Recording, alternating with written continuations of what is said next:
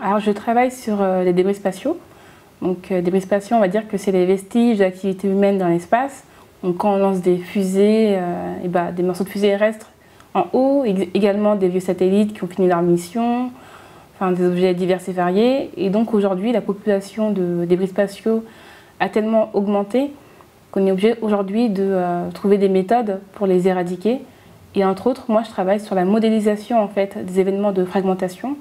Donc la collision et l'explosion, et voir comment vont évoluer les débris générés. Alors c'est pour pas qu'ils retombent sur Terre, et également pour éviter qu'ils détruisent ou de manière partielle ou totale des satellites dits opérationnels, mais avant tout préserver l'environnement spatial.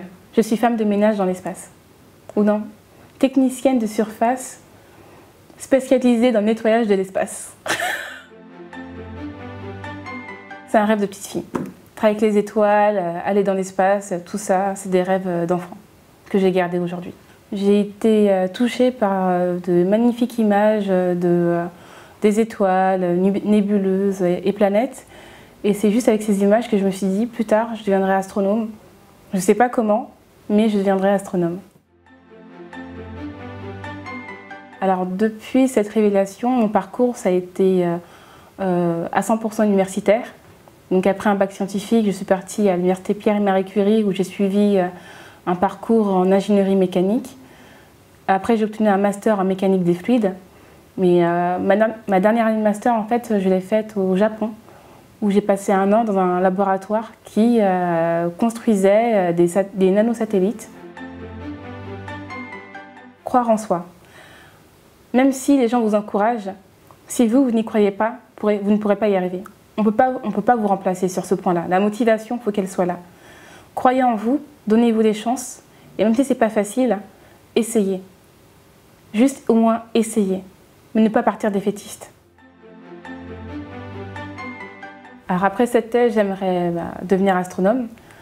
Et donc concrètement, c'est faire de la médiation auprès du grand public, que ce soit collégien, lycéen, enfin tout le monde.